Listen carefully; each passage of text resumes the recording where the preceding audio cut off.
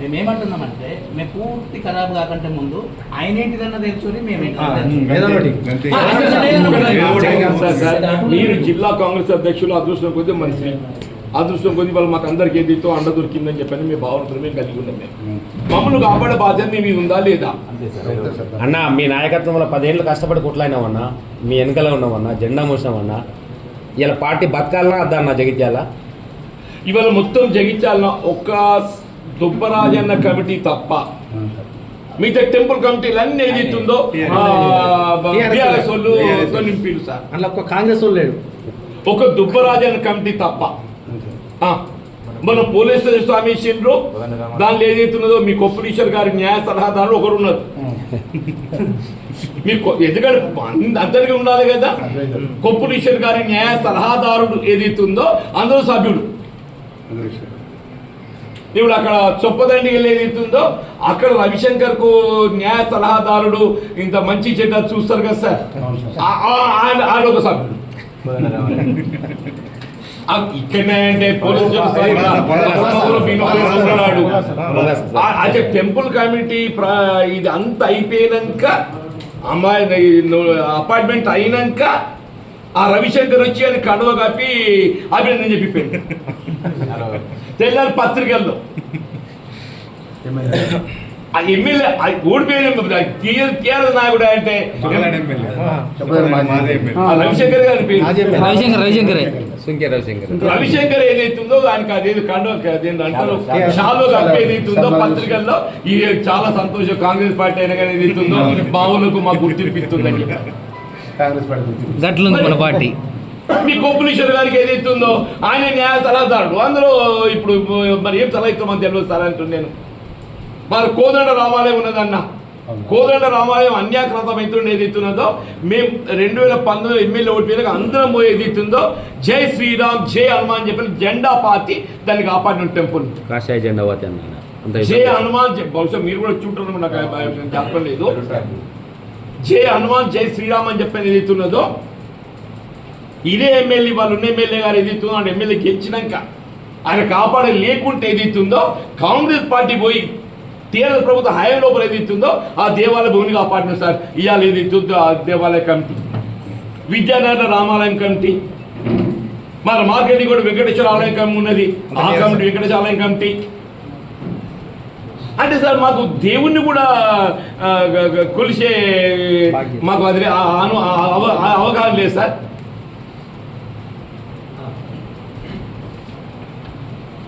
దేవుని భక్తి ఇవాళ నేను బీర్పూర్ దేవుని పోయి మొక్కుకొని వచ్చిన సార్ అంటున్నాను నేను. మరి దేవుని కూడా కొలిసేటువంటి మాకు లేదు అవకాశం. లేకుంటే 4 ఏళ్ళు ఈ మన జగిత్యాల నియోజకవర్గాన్ని నాకు కౌలుకి ఇచ్చిందా? కాదు సార్, 4 ఏళ్ళు ఉండుర్రా మీరు, సాగు చేస్తలేదు దున్నత్తలేదు మీరు. ఆడు ఎనుగడికి మంచి వ్యవసాయం చేసిండాడు, వారికి అయితే అనుభవం ఉంది, వాడు మంచిగా దున్నుతాడు. ఈ 4 ఏళ్ళని కౌలుకి ఇద్దాంరా బీఆర్ఎస్కి. అయినగా మళ్ళీ మీరు ఎట్లా ఉంటారు? మనం ఎక్కడ పోతాం, ఎక్కడ పోం కదా. ఈ 4 ఏళ్ళకి ఎంత అవసరం లేదట, ఈ 4 ఏళ్ళు దున్నుకొని కౌలుకి ఇచ్చిందా? మరి జగిత్యాల నియోజకవర్గానికి కూడా ఫిరాయింపుదారులకు కౌలుకి ఇచ్చిండ్రా?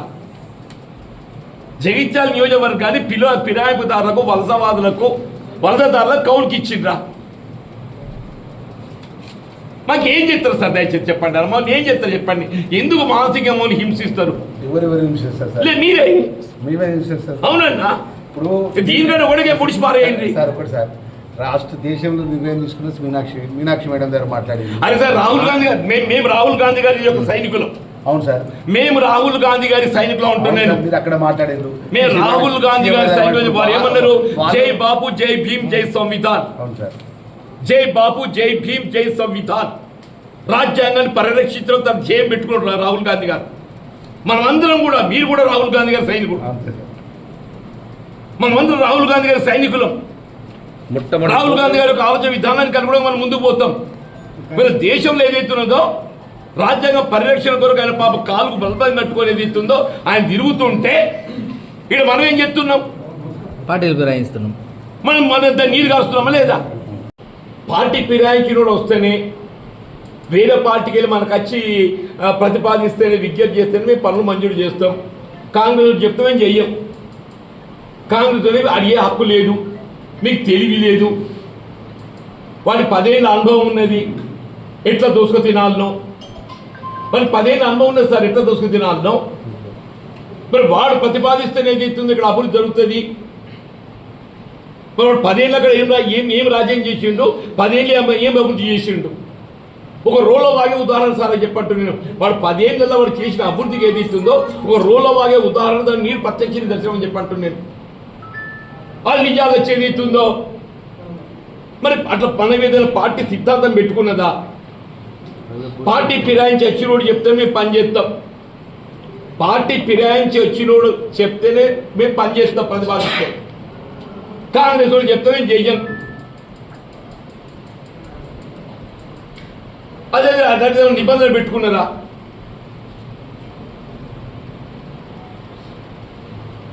మేము ఆనాడు జైల్లో పాలవుతాం, ఇవాళ జైల్లో పాలవుతాం. ఆనాడు జైల్లో పాలైన ఇవాళ జైల్లో పాలవుతున్నాం మళ్ళా. మరిగా అభివృద్ధి అంటే ఏంటో మాకు తెలుసలేదు సార్.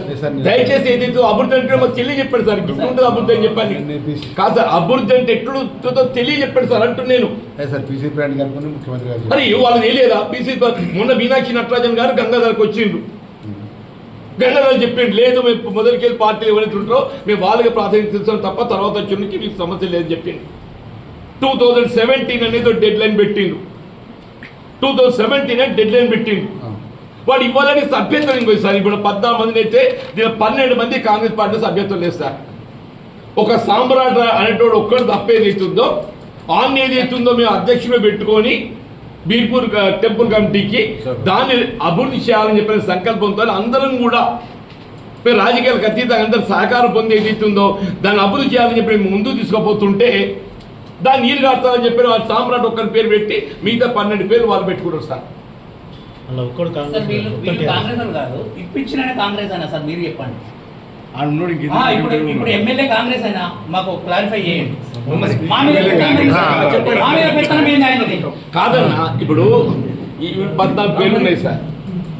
దీనికి తెలివిగా సామ్రాట్ పేరు పెట్టిండు. తెలివిగా సామ్రాట్ పేరు పెట్టిండు. మిగతా పేరు ఎవరు కూడా మాకు పార్టీకి సంబంధం లేదు. ఇంకో గమ్మత్ ఏంటంటే వాళ్ళు ఏమంటారు తెలుసు, ఆయన ఎంబడి అంతా మా ఎజెండా అంతా బీఆర్ఎస్ ఈయన ఎమ్మెల్యే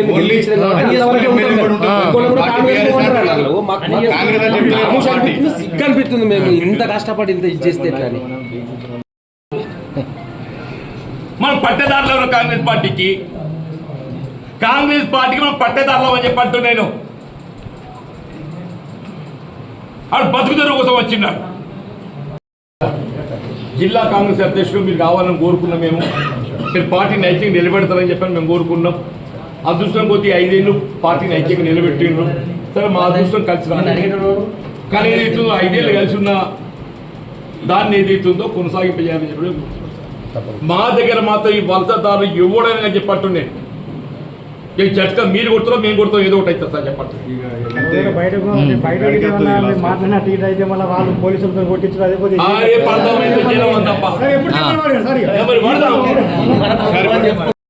వచ్చిందన్న ఆ ఫలాలు ఎవరు అనుభవించాలి? కష్టపడ్డ కార్యకర్త అనుభవించాలి. వాడేవాడు సార్ అంటున్నా.